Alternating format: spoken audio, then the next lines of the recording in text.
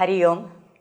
I thought first we will start with the Veda Prashasti and then with Vyasa Prashasti. Pratyakshenanumityacha yastu upayo na vidyate etam vidanti vedena tasmat vedasya vedata. What is Veda? The things which we cannot understand by either Pratyaksha Pramana or by inference, by Anumana, all that comes to us by the Shabda Pramana, that is Veda. Etam vidanti vedena tasmat vedasya vedata. Sayanacharya of 14th century, the first available commentator on all the four Vedas, has glorified Vedic importance in such a beautiful verse. All these Vedas were compiled, and according to their contents, it is said that the Vedic Samhita was one Samhita initially. And Veda Vyasa, Vivyasa Vedan Chaturo, iti Veda Vyasa iti kathyate. So Vyasa analyzed them. Rucham Vedaha, Rigvedaha, Yajusham Vedaha, Yajurvedaha, Samnam Vedaha, Samavedaha, and the fourth is Atharva Veda. And therefore we owe a great to the Adi Guru, which is Vyasa. So let us have a very beautiful verse written by Sarvajñatma Muni in Sankshepa Shariraka. And he says in the beginning, he glorifies Vyasa, eulogizes Vyasa in these words. Vagvistarayasya bruhattaranga vela tatam vastuni tattvabodhaha ratnani tarka prasara prakaraha punatu asau Vyasa payonidhirnaha. Vyasa is compared to Payonidhi, an ocean. Payasam nidhihi, Payonidhihi, an ocean. Unbounded, unlimited, unfathomable, this ocean of knowledge, let that ocean purify us. We do Samudra Snanam on Paravas, on Grahanas. Why? For purifying ourselves. Let Vyasa Payonidhi purify all of us. Now, if you say it is Payonidhi, there have to be the Taranga, there have to be Ratna, because Payonidhi's another name is Ratnakara. So what are the Ratnas? What are the Tarangas? What are the Tata, the banks of this ocean? In a very metaphorical manner, Sarvajñatma Muni praises, he says, Vag Vistarayasya Brihat Taranga. The various waves emerging in this unfathomable ocean are his words, his bhashyams, right? So Vag Vistara, he has not composed and analyzed only the Vedic literature. Ashtadasha Purananam Kartapi Vyasaha, Mahabharatasya Kartapi Vyasaha, Yadi Hasti Tadanyatra, Yanne Hasti Natat Kvachid. That is the glory of Mahabharata. And therefore we call Vyasochistam Jagat Sarvam.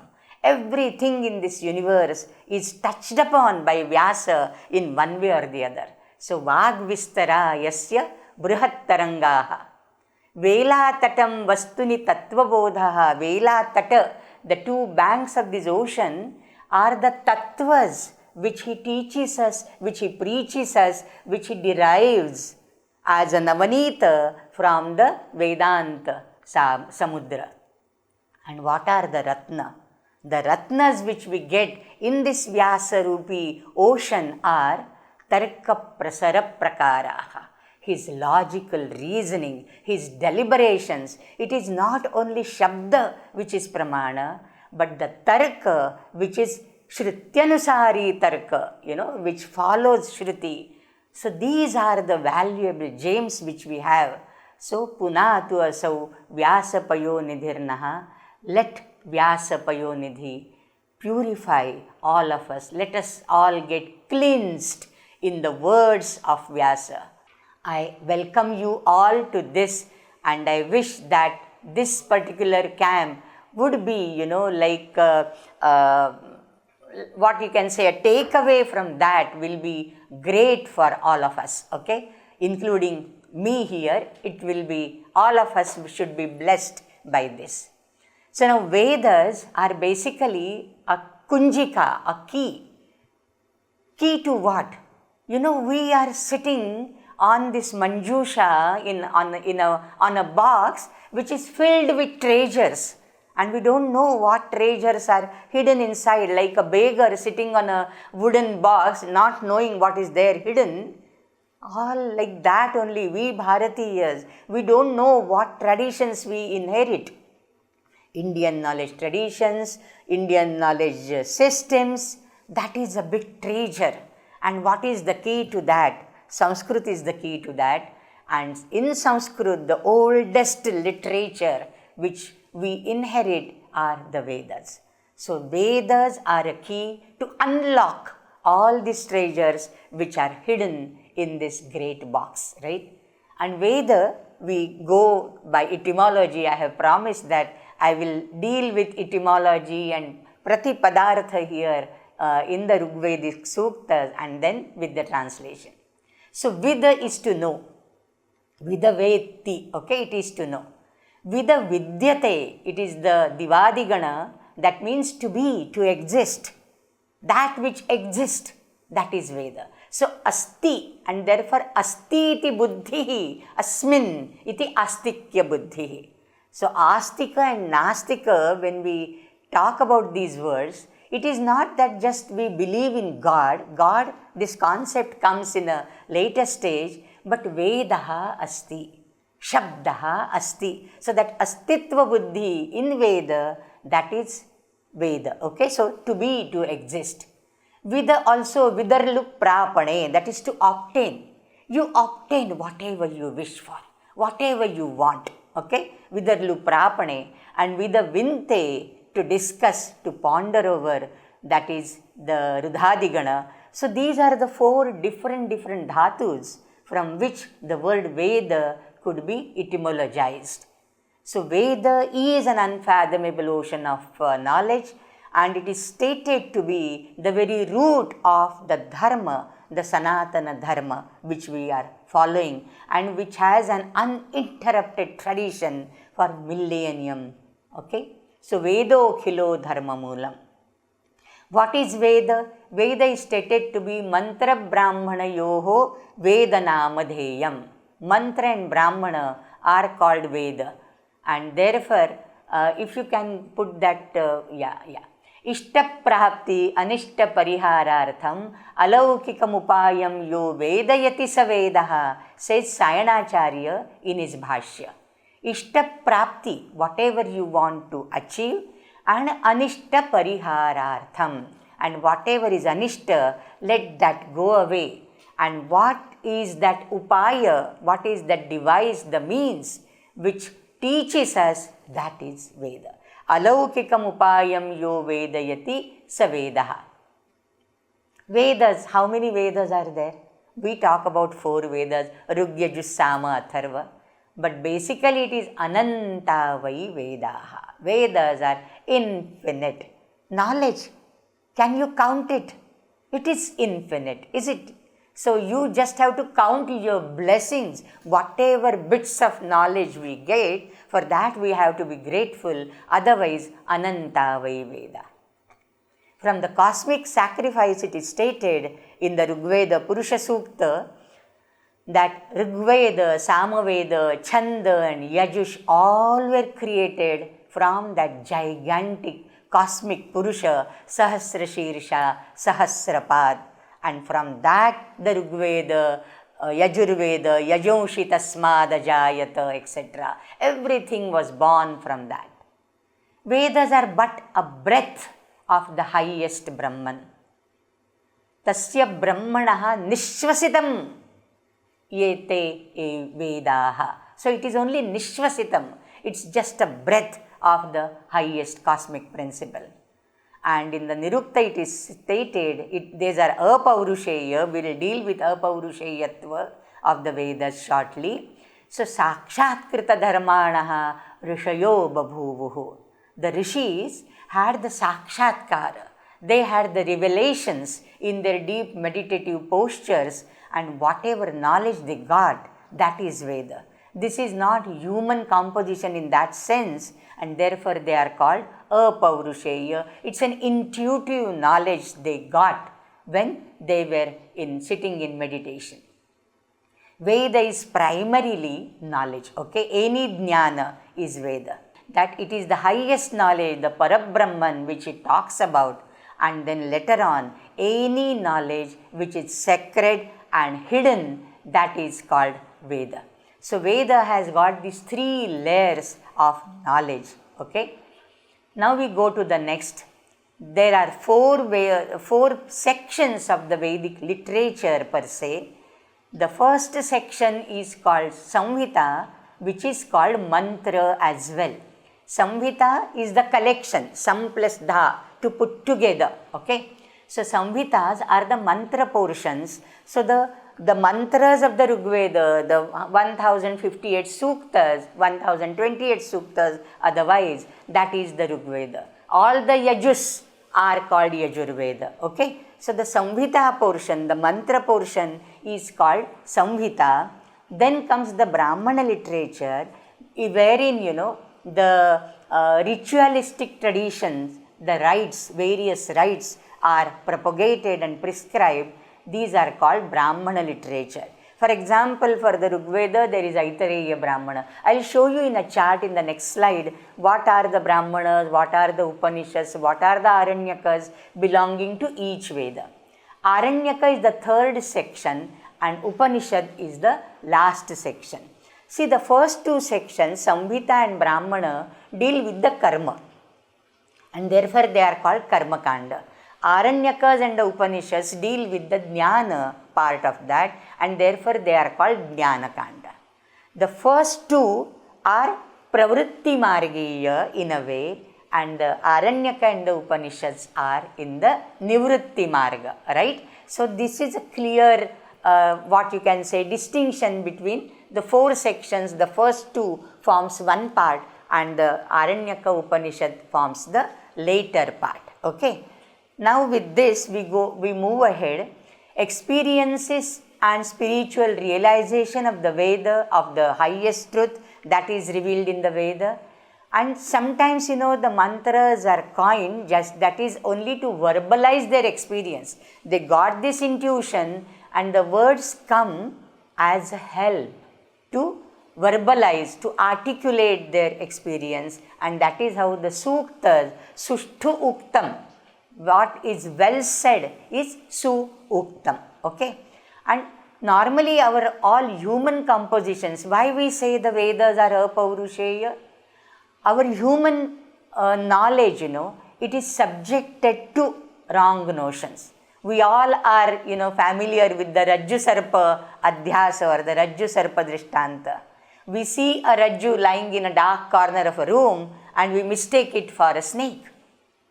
So there can be Brahma. In the dark, when you can't, distinctly, clearly, identify the objects, a pillar could be mistaken for a Purusha. Sthanurva Purushova iti Brahmaha, right? And therefore, Brahma, wrong notions, is human. And therefore, there are no wrong notions in the Vedic literature, and therefore it has to be beyond human capacities. That is one of the reasons. There are 4 reasons given, and for this I am grateful to our Guruji Swami Tejomayanandaji. In his commentary on Purusha Sukta, he has given these 4 reasons. Then inadvertent, sometimes inadvertently, without putting much effort into the procedures, if we inadvertently, randomly commit some mistakes, then that also leads to lacuna in our understanding. Here, because this is intuition, it is not a deliberate attempt to coin some words and write a poetry. Whatever intuitive experience the rishis are getting, there is no pramada, right? In human efforts, there could be pramada. In divinity, in divinization of the whole experience, there can't be any pramada. They are apramattaha because they are shuchayaha, rushayaha. So pramada could be taken out from their experience. That is why it is apaurusheya.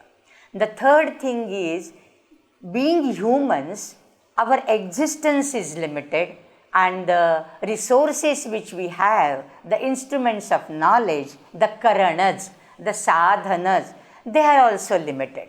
Our faculties, sometimes our ears don't hear what is to be heard. Our eyes don't see what is fit to be seen, is it not? And therefore there is karana apatavam. Sometimes our indriyas and our mental cognition, they are not aligned, and therefore the experience which we get can be subjective, and it depends upon our moods, our memory, our impressions, our vasanas and our samskaras, and therefore it can't be stated to be validated as true. And therefore karana apatavatvat, for the human experiences, this is not human composition, it is beyond human. And the fourth thing is self-interest. We have interest in everything. We see the thing as we want to, right? For example, we don't see any lacuna, any drawbacks in our own child. We see, oh, my child is the best. You know the story, my mother is the most beautiful woman in the world, because sarvaha kantam atmiyam pashyati, as Kalidasa says. It is our, and therefore we have that, attachment to that. There are self-interest motivated conceptions. So there are prejudices, there are opinions, there are likes and dislikes. Sometimes some preconceived notions are there that color our intellect. But the rishis, when they reveal this knowledge, this is beyond all these things. So these are the four basic things because of which we say that the Vedas are Apaurusheya. Now these are the four Vedas, and Vyasa I said that he appointed 4 Shishyas to compile the 4 different Vedas. Otherwise the Veda Rashi was one. The Purana Rashi was also one. And then Veda Vyasa made that, in the Ashtadasha Puranani. So for the Rigveda, the Shishya he chose was Paila. And Rigveda is rich. And Rik is a praise or a hymn, a sukta which praises, eulogizes the deities. And therefore this Richam Veda is called Rigveda. Yajush is from root Yaj, to perform a sacrifice, and therefore all the rules and regulations for performing a sacrifice, for the ritual aspect, that is Yajurveda, and sage Vaishampayana compiled this. Sage Jaimini compiled the Samaveda. Saman is melodious chants. In fact, in the entire Samaveda, only 75 mantras are different from the Rigveda. Otherwise, it is all Rigveda only. Then what is the difference in Rigveda and Samaveda?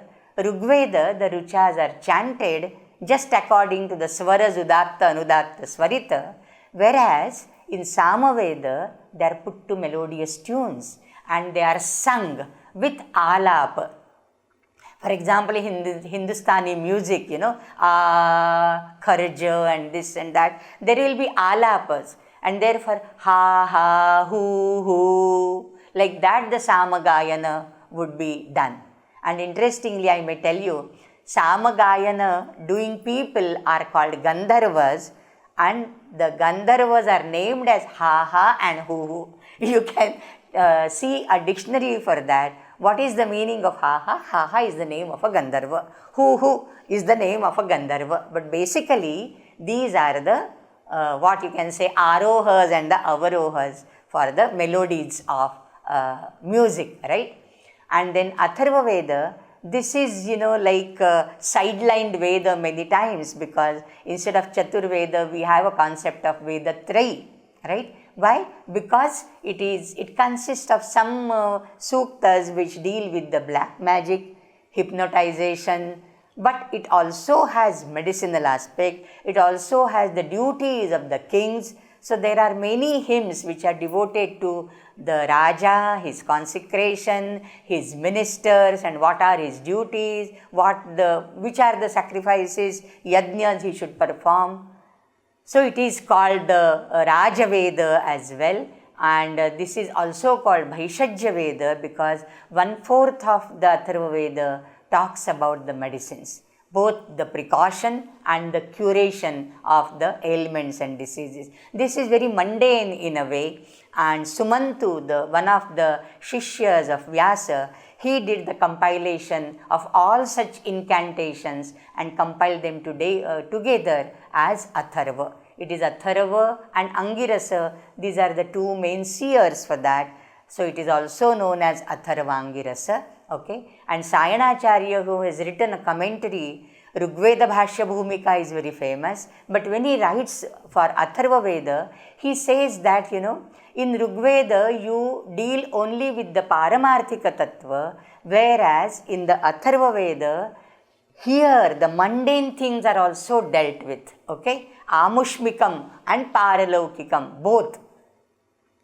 So this is the chart I was talking about. So we have the 4 Vedas, their Shakhas, how many mantras are there, what are the Upanishads related to that, which are the Brahmanas related to that, which are the Samhitas, the Upanishads related to that. In one glance, the major Upanishads, the major Brahmanas, the major Aranyakas of each Veda, including how many Shakhas, recensions they had. During Patanjali Mahamuni, Patanjali in his Mahabhashya has recorded, has written that there were these many Shakhas, like Ekavimshati Shakhaha of Rigveda. But now there are hardly 5, and what we follow is Shakala Shakha. Agnimile Purohitam we start with, so that is the Shakala Shakha, and the Samanasya Sukta in the last, 10.191 is the last Sukta. That is Shakala Shakha. Interestingly, there was a Bashkala Shakha as well. Bashkala Shakha. I don't know how many of you are Maharashtrians here. In Marathi, we have a word called Bashkal Badbad. Bashkal Badbad is like, blah blah, doing something and which is insignificant. Okay? The words don't have meaning. Meaningless words is Bashkal Badbad. But it is not Bashkal Badbad. It derives its origination from Bashkala. Suppose now tomorrow somebody comes and tells, I belong to Bashkala Shakha. Then you say, what nonsense you are talking. It is all Bashkala. Right? So Bashkala, see, the Samhita has gone, in the oblivion now. It has disappeared. But the words still are used in our regional languages. So there must have been Bashkala Shakha, there is Kaushitaki Shakha, there is Ashvalayana Shakha. So now hardly 5 Shakhas out of 21 are there. Then in the Vajasane, in the Yajurveda, there are so many Shakhas. Ekashatam Adhvariyavam, it is said. Adhvariyu is the priest of Yajurveda. Hota is the priest of the Rigveda. Udgata is the priest of the Samaveda, and Brahma is the priest of the Atharva Veda. So the 4 different Vedas, the officiating priests are also have different names. Okay. So it is Ekashatam, but now we have in the Shukla Yajurveda Vajasane Shakha, and in Krishna Yajurveda there were 85 basically, but now Kataka Pishthala they are remaining, and no other Shakhas we have. In Samaveda, it is said, Sahasravartma Samavedaha. It had 1,000 Shakhas. Is it possible to have 1,000 Shakhas? See, when we say that Samaveda belongs to the music varies as per the gharana, as per the master, as per the guru. That is one thing. The second thing is, this music consists of Gramagana, Aranyagana, Uhagana, Uyhagana. There are so many varieties of Samaveda.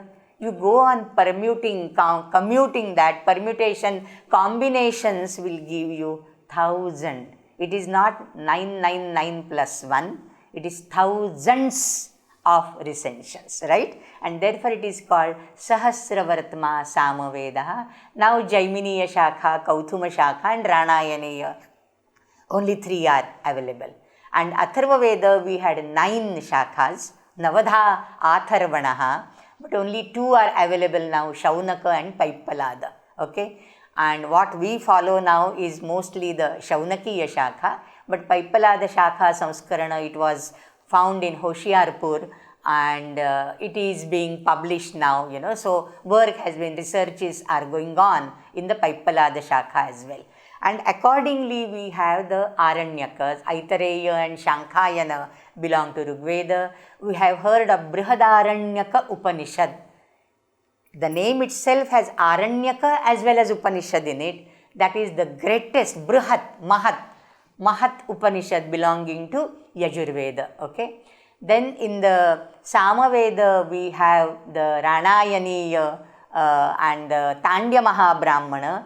It is the Mahabrahmana, Tandya Mahabrahmana, and Gopatha Brahmana is the only Brahmana for Atharva Veda.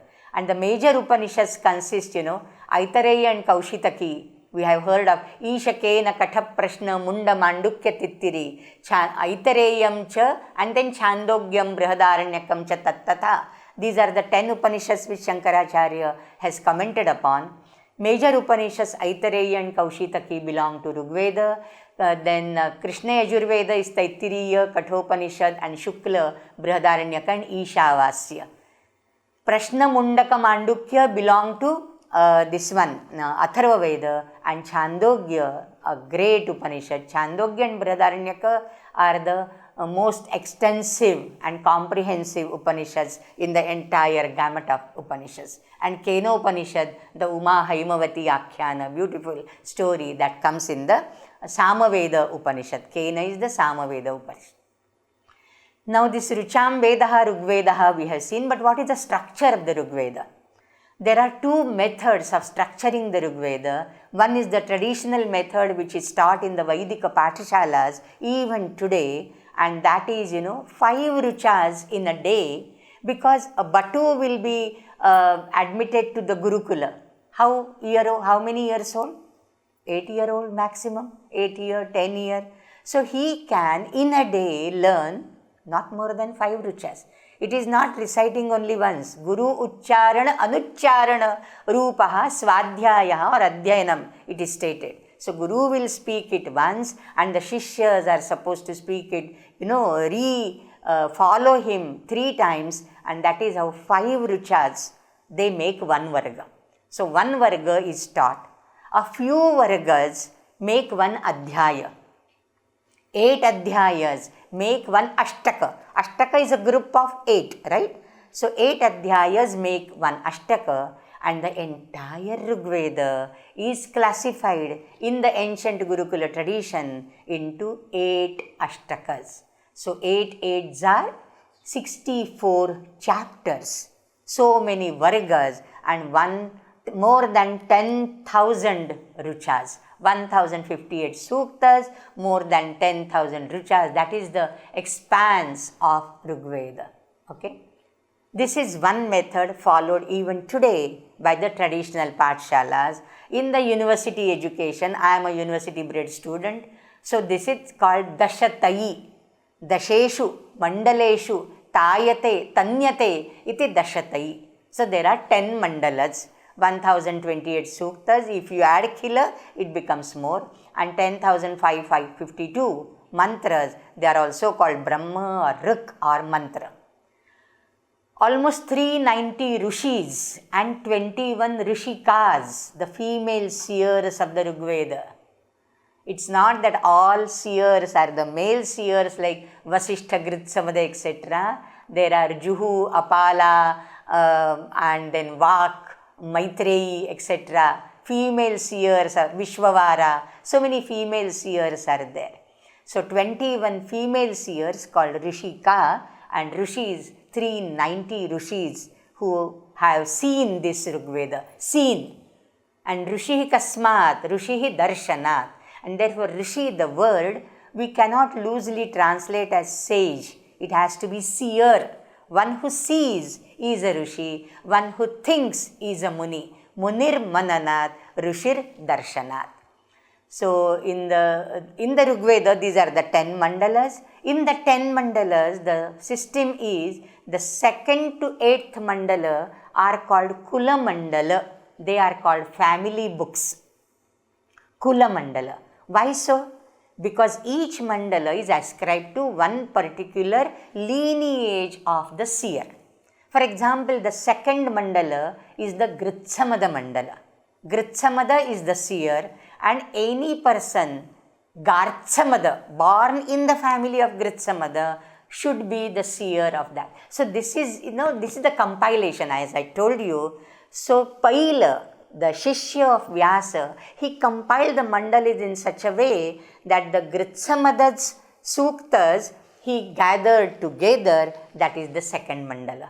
The Vishwamitra's Suktas, Vishwamitra and his descendants, Madhuchanda Vaishwamitraha. For example, the very first Sukta, Agnimile Purohitam, Madhuchanda Vaishwamitraha. That is in the 3rd mandala. It doesn't mean that the Vishwamitra, Gritsamada, Vamadeva, Atri will not have Suktas in 1st and the 9th and the 10th. They will have. But the major portion of their Suktas are compiled together and they are given in that name. They are known by that name. So 2nd is Gritsamada, and the famous Sukta of Indra, Sajanasa Indraha, comes in the Gritsamada mandala.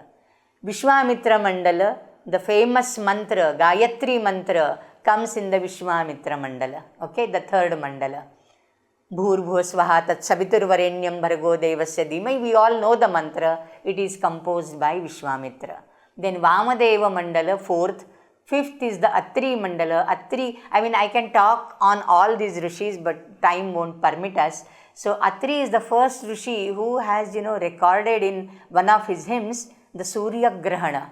And Lokmanya Balagangadhar Tilak and other people, they have gone back on those words and tried to, identify or put Rigveda in a particular era for judging the time, such things, such cosmic phenomena are helpful. Then Bharadvaja is the 6th, Vasishtha is the 7th mandala, and the Mahamrityunjaya mantra, Triyambakam Yajamahe, comes in the Vasishtha mandala. 8th mandala is Kanava and Angirasa. There are so many, Kanava, Bhrugu and Angira. These are the 3 families, which belong to the 8th. 9th is called Pavamana mandala or Soma mandala. The Soma Suktas, composed by various these seers, are collected in one book, and that is called Soma Mandala or Pavamana Mandala. And the 1st and the 10th now, we have covered 2nd to 9th.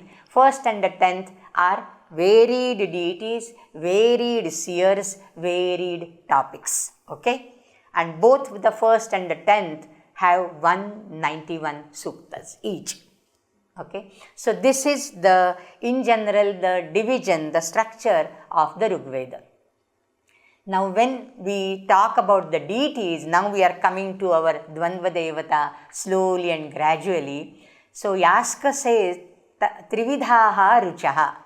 The Ruchas, the mantras in all these Vedas are of 3 types. Pratyaksha Kritaha, Paroksha Kritaha and Adhyatmikyaha. Paroksha Kritaha are the main, chunk of the Rigvedic mantras. Paroksha, that is, Indra is referred to in the 3rd person. Vishnu is referred to in the 3rd person. Saha Vishnu Vichakrame, Urugayaha Sa Vishnu, like that. Indra did this, Vishnu did this, Rudra did this. 3rd person, we are referring to the deity, they are Paroksha. Pratyaksha, O Indra, you give me this. O Indra, you are great. O Agni, you are great. Give me all the Rai. Okay? So these are Pratyaksha Krita, the deity addressed in the 2nd person, as if the seer is addressing the Rishi in front of him. And Adhyatmikya, the deity doesn't mean only Indra, Varuna, Rudra, etc. Okay? Yatena Uchyate Sasya Devata. The Richa speaks of a particular topic, the Vishaya is called the deity. And therefore we have Aksha, the dice, for Dyuta playing, we use the dice play, gambling. That dice is also a Devata. Ulukhala Musala, the mortar and the pestle becomes the Devata, because Devata means not deification, the Rucha talks about it, Vishayaha, okay, that is Devata. And even Manduka, there is a Manduka Sukta, okay, in the 7th Vasishtha Mandala. So that is also Devata. So if the Devata speaks of itself, I did this, I am like this, then it is called Adhyatmika. It is addressed in the first person by the Devata. For example, in the 10th Mandala we have Vak Sukta, Vagam Bhruniya Sukta, Vak, that is Devi Sharada, Vani Sharada. She is the daughter of the seer Ambruna. She speaks for herself. Aham Sangamani Jananam. I am the gatherer of people. I. So that is Adhyatmikya. So these are the 3 types of Ruchas we have. Yasya Vakyam Sarushihi Yatena Uchyate Sa Devata Yad Akshara Parimanam Tachandaha. Normally, before going to or before studying any Sukta per se, you need to know who is the Rushi, what is the Devata, and what is the Chanda, and then what is the Viniyoga. So these are the 4 things without knowing which you should not. Yaha Adhiyanaha and Adhyapakaha, he doesn't get the reward of studying the Sukta. So Rushi, Devata, Chanda and Viniyoga, these are the 4 things we must know. So every Sukta which we will be dealing with, we will start with the Rushi, Devata, Chanda and wherever possible Viniyoga. Because thousands of years have passed by now. So Viniyoga is Gataha Viniyogaha. Even Sayanacharya in his commentary in the 14th century, he says the Viniyoga is lost sight of, right? So, but these 4 things are very important. The Vedic seers were the worshippers of nature, and therefore if you see the deities, they are like the fire principle. The fire principle could be Agni, which is kindled in the Yajna Vedi, that is the terrestrial fire. Then there is a lightning in the rainy season, that is the atmospheric fire. And then there is the celestial fire, that is Surya or Mitra. So any deity if you take, it works on these 3 levels: Prithvi Sthaniya, Antariksha Sthaniya and Dyusthaniya. So fire, water, these are the natural phenomena which are deified. They are what you can say apotheosized. Apotheosize is turn into a deity, turn into a devata, deify them. First personify them and then deify them. For example, water is the most essential principle to live on this earth. So the flowing water is devata for us. The rain water, Varsham Nabhaha, is devata for us. The rivers which flow continuously are devata for us. Gritsamada, for example, eulogizes Saraswati, Ambitame, Naditame, Devitame. Ambitame, you are the best mother. You are the best river, Naditame, and you are the best goddess. All rivers are worshipped by us.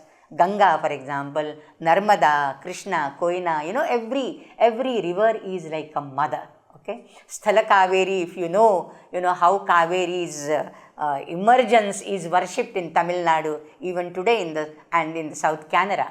So, light principle and water principle, if these principles, 2 principles if you take, because in the Brahmana Granthas it is stated, Agnishomatmakam vai Jagat. The entire universe is comprised of what? Only 2 things, heat and moisture. Heat and moisture. So, light principle and water principle. In fact, creation requires these 2. And heat is man and moisture is woman. So, in the male-female human creation also, this is required. What to talk about the cosmology then? And therefore, Agnishomatmakam Jagat, and therefore we have various shades of Agni, various shades of water which are personified first and then deified. So, as I already said, terrestrial fire, lightning fire and sun, these are the light principles, simple water, rivers, the ponds and the lake, and what all causes the water phenomenon, that is the Varsha Karma, the rain phenomenon, all those are also related to the water principle. And therefore the winds which carry the clouds from one place to the other, and that's how the clouds can assemble together, and too many clouds, dhumajyotis salilamarutam sannipataha, they come together and then they start showering. So wind is an essential thing, and Indra, who is the supervising, governing deity of all these, he is also associated with water principle. So this is the broad division, I should say. Now Indra is the most glorified deity in the Rigveda, and more than 250 independent Suktas are there for Indra. So 1/4 of Rigveda is dedicated to Indra. You can't even count the references in the Dvandvadevata or the other Devata, how many times he occurs, okay? But independently, he governs 250 Suktas. Then comes Agni, almost 200 Suktas devoted to Agni. And I may tell you, if you take any mandala, the first hymn is always Agni Sukta. Why? Because the Rigvedic culture, our dharma, Sanatana dharma, rested on Yajna. Yajna is at the center. Yajna is at the pivotal point, and all other things, they are fabricated around Yajna. And therefore, Yajna being the most important thing, Agni Sukta is the starting Sukta of every mandala. It is like a likhita niyama, okay? Then Ashvina Sukta, Soma has 114 Suktas, entire 9th book, it is Soma Mandala. So if you see the order, first is Indra, then Agni, then Soma, then comes Ashvina, 53 total Suktas. Surya has got 40 Suktas, Maruts 35, Ushas 17, and Vishnu has got only 3 Suktas in the entire Rigveda. There are Dvandvadevatas, Vishnu is referred to in the third person, Paroksha Krita Mantra, but the highest deity of the Puranas, Vishnu, it has got only 3 complete Suktas in the Rigveda, okay? Then Parjanya, Brihaspati, Dyava, Prithivi, Saraswati, all these Suktas are there. And then we come to our topic, Dvandvadevata. Dvandva is a couple, Dvandva means a pair, right? So each of these deities like Indra, Varuna, Vayu, etc., they are capable of achieving anything and everything in the world. I mean, everywhere to any god, the Rishi praises, he would say, Saha tastambha dyum prithivimcha, dyulokam prithivimcha. He supported, Indra supported. Sometimes it is in Vishnu supported the Dyava Prithivi. Vishnu created the entire universe. So, every deity is independently also very, very valiant, very powerful. But when they come together, their radiance gets enhanced all the more. It's a teamwork. After all, in any creation, it's a teamwork which plays an important role, and therefore they can achieve wondrous tasks, very adventurous tasks when they are combined with other deities as well. So, two together, they don't just make a whole, but they are more than, normally you say 2 plus 2 is 4, but it is not just a summation of the parts, it is more than that, is it not? And therefore, nowadays we say 2 plus 2 is not 4, it is 22, because it's more than 4. So, similarly, 2 together make a whole. They make more radiant and they become more powerful. So, Indra Vayu, for example, Indra, we just saw that he is the governor, so to say, honorable governor of all the cloud assemblage who are his officers. But he will become stronger when he is assisted by winds, and therefore Maruts, the winds, are called his army. Maruts are his army. They are 49 in number. Okay? Ekona Panchashat Marudganaha. And he needs a Senapati. If there is an army, he needs a Senapati, a general. He is Brihaspati. Brihaspati is the Senapati. So this, we can visualize as an entire, a king, Indra, with his Senapati, Brihaspati, and assisted by his army of 49 soldiers, and Marudganaha are described like, of equal height, of equal weight and equal stature. Can you get something?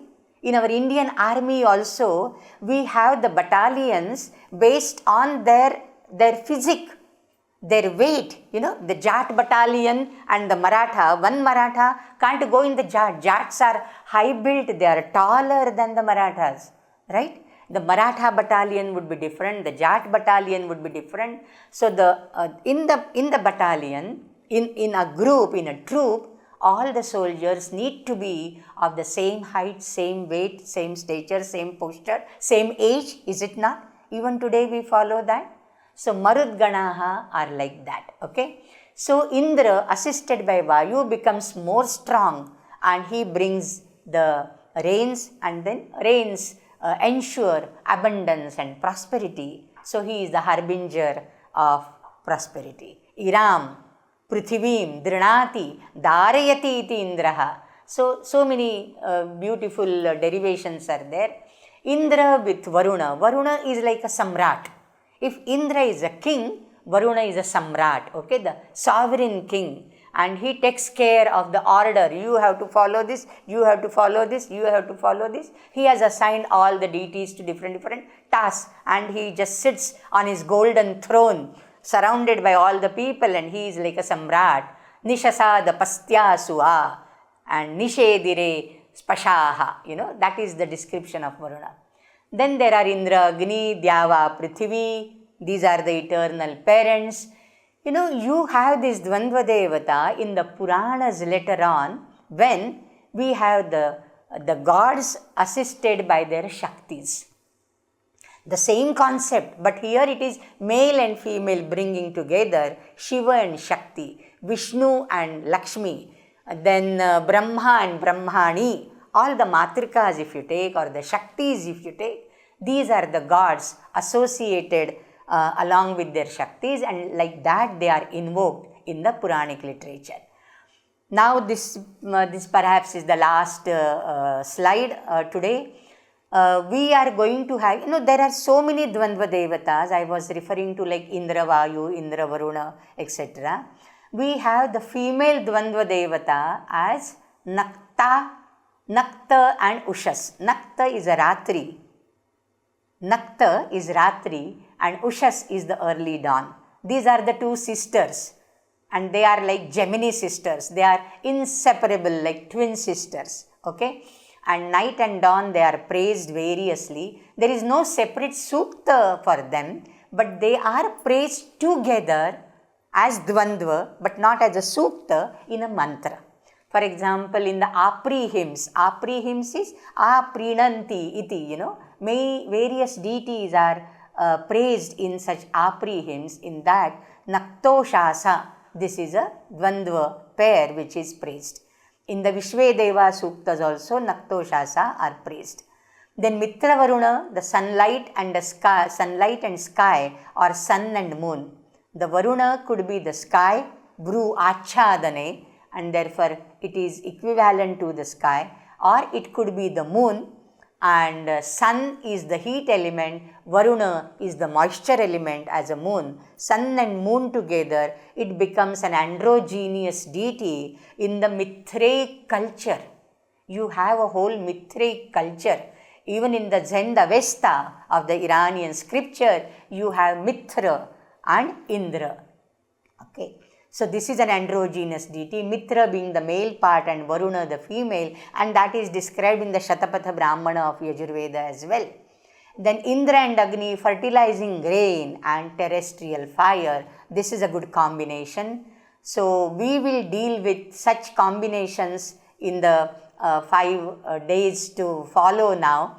So tomorrow I will deal with Ashvina Sukta first. Ashvina, they are the twin brothers. There are two names, Dasra and Nasatya, but they are hardly referred to as, oh, you are Dasra and you are Nasatya. They are together addressed as Nasatya or Ashvina. I will try to deal with every word, the meaning of each word, the etymology of every word, then the translation and the meaning and different interpretations wherever it is possible. Okay. So, Dvandvadevatas, when we are talking about this, forms a particular specific genre of the Vedic Suktas. For example, we have Samvada Suktas in the Rigveda, and in my earlier camp I had dealt with the Samvada, the Vishwamitra Nadi Samvada Sukta, the Saramapani Samvada Sukta, Yamayami Samvada Sukta, Pururava Urvashi Samvada Sukta. There are so many Samvadas, okay, the dialogue hymns of the Rigveda. Similarly, here now I have chosen another genre, which is Dvandvadevata, the dual divinities in the Rigveda. Okay, so with this I close. I just want to say that the very intention of yours is so great that you want to study something which our ancient seers have brought down to us. It has come as a heritage for us. We are the ones who need to preserve it, and we have to be not only preserving it, take pride in doing that. If you feel ashamed of your ancestors, your end has come, said Swami Vivekananda. Such a beautiful quote, and you can see that huge banyan tree.